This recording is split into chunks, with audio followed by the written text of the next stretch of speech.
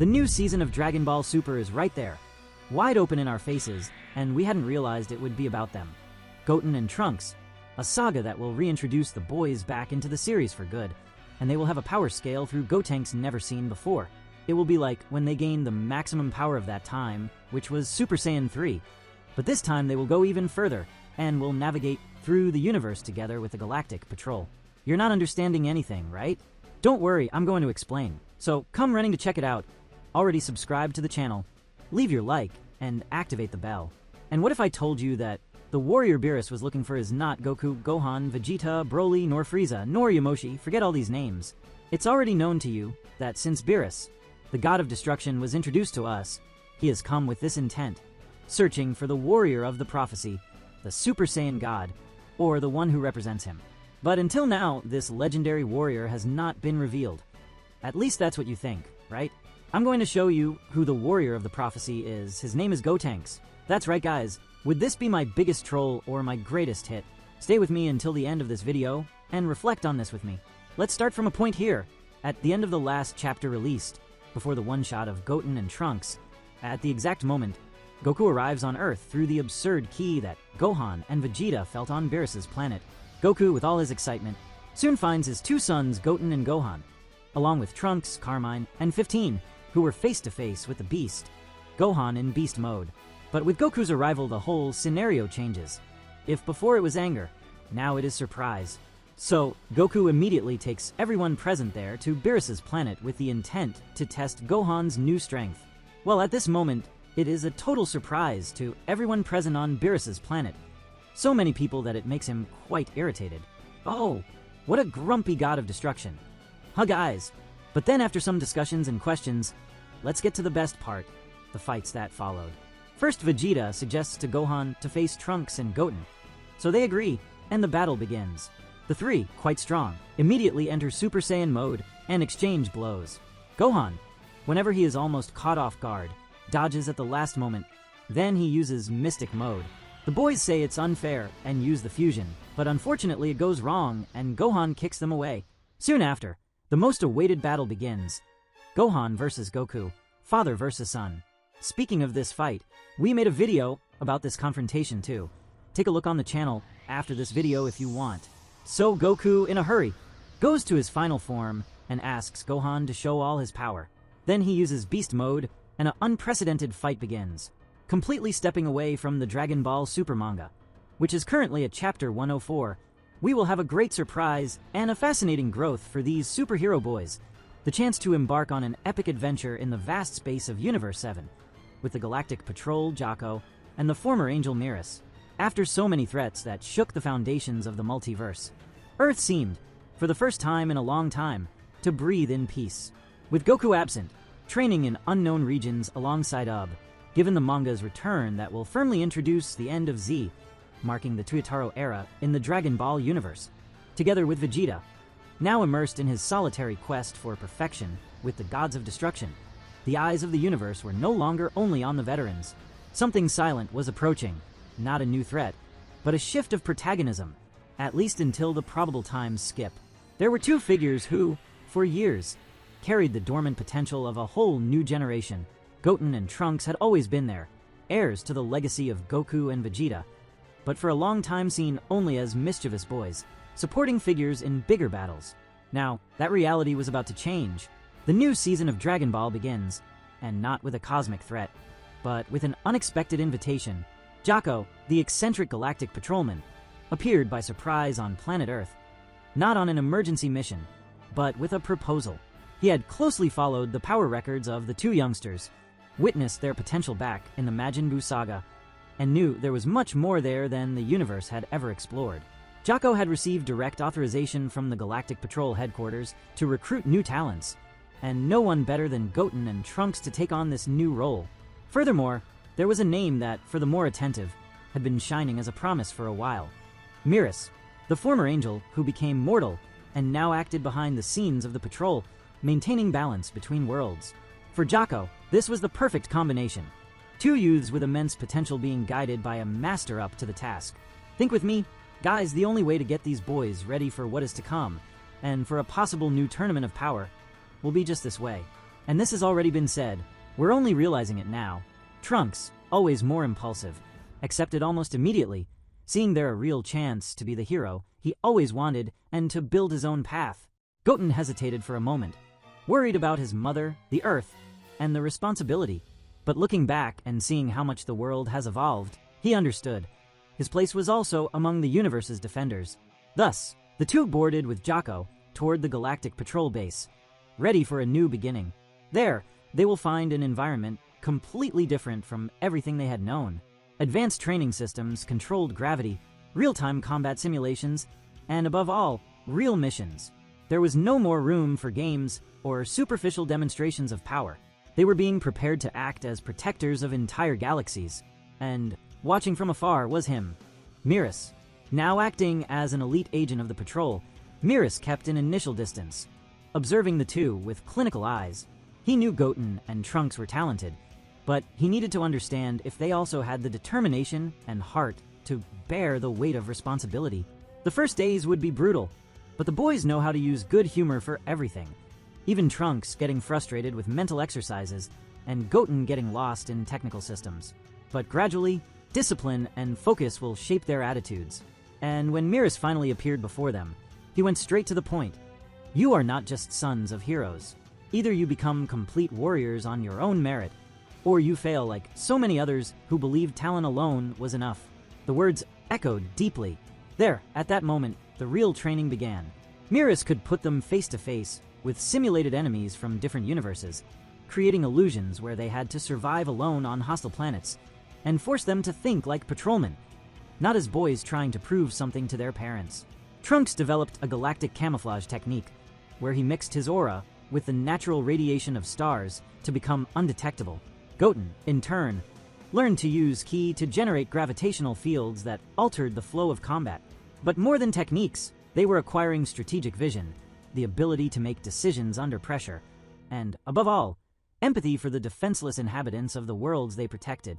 Once again, Goten and Trunks would be on the front line, but now they were ready. They knew that Gohan, Piccolo, or even Goku would not be there to hold them back. They were the first, and at that moment, the only ones able to cross the rift without corrupting the balance between realities. Merus warned them. Any mistake could collapse all the space around. Still, they departed.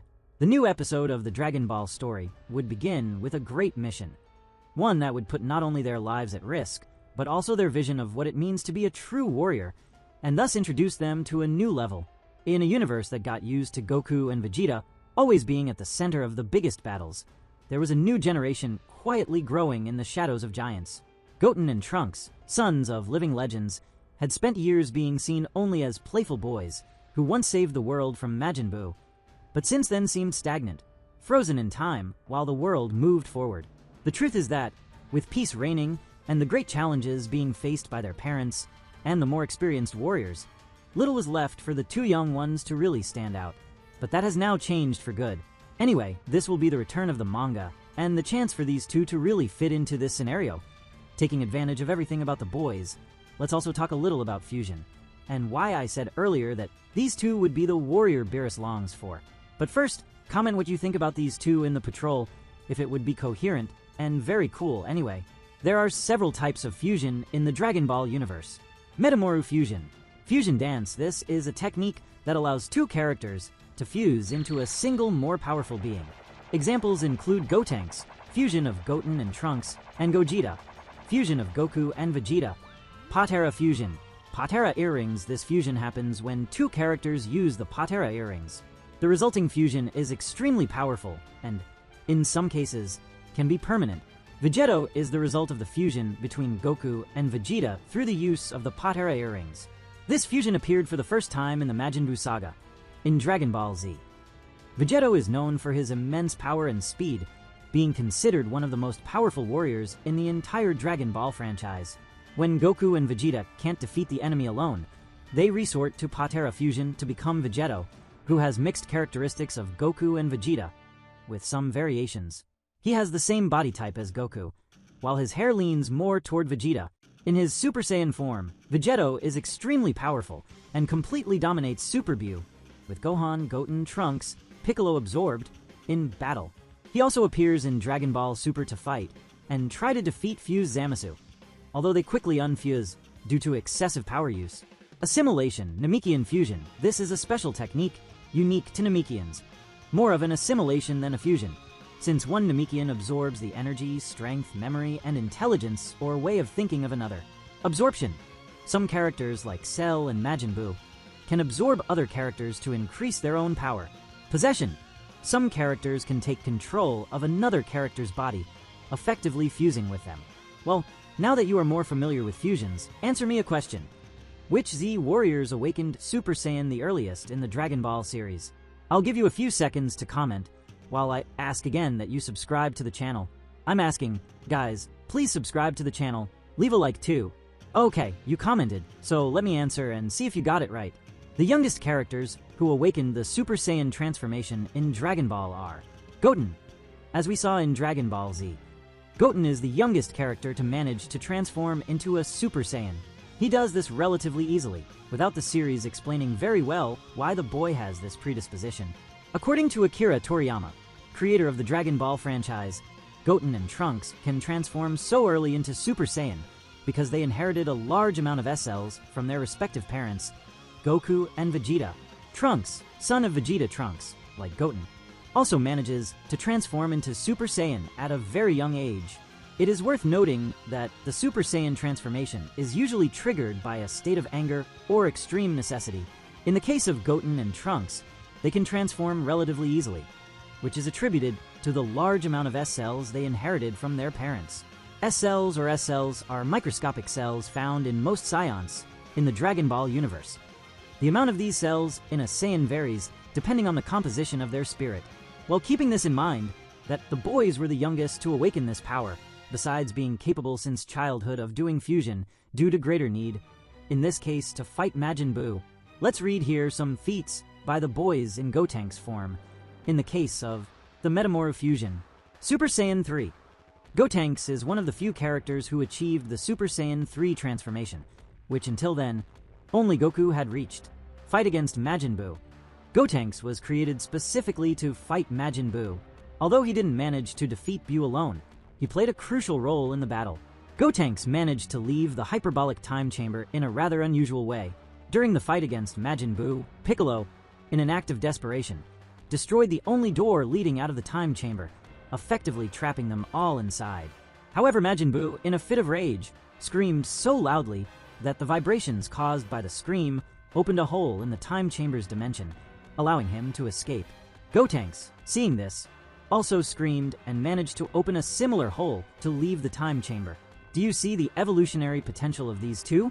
They successfully copied the strongest form of the Scions up to then, and also copied Buu, just by seeing once what he did to get out of the time chamber.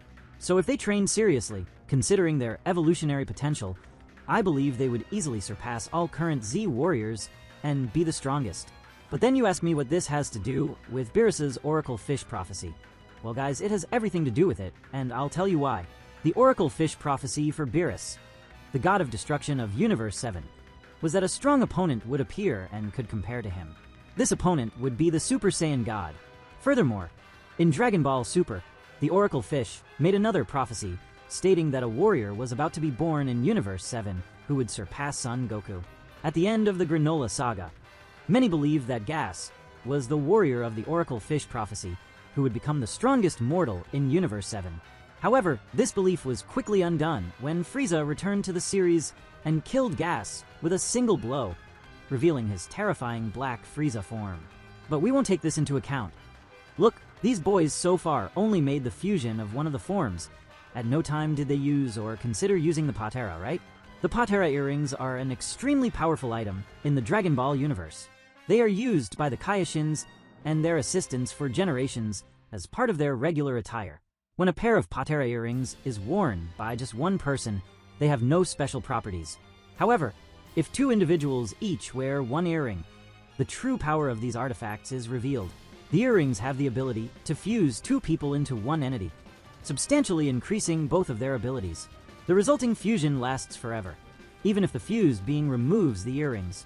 However, there are exceptions where the Patera fusion is nullified and restores the fused being back to their original forms. For example, it is explained in Dragon Ball Super that when two beings who are not Kaishins fuse, the fusion lasts only 1 hour. Taking all this into account, the fusion question, and what I said at the beginning of the video that they would be the warrior awaited by Beerus, reflect on this. What if by chance they were not taken to Beerus's planet for nothing? And why precisely in that very important fight against Gohan and other opponents, in this case evil ones, who they always want to look good against but only bring out this comedic side of theirs, the wrong fusion? And what if they get tired of that and decide right now to use the Patera through a fight against Black Frieza, who can appear at any moment, or even a suggestion from Whis? Then, this new form trained by them would be a divinity, since if they were trained by an angel, being able to quickly assimilate his divine ki, and would be the most complete warrior, and would certainly become the warrior so awaited by Beerus, even if not forever.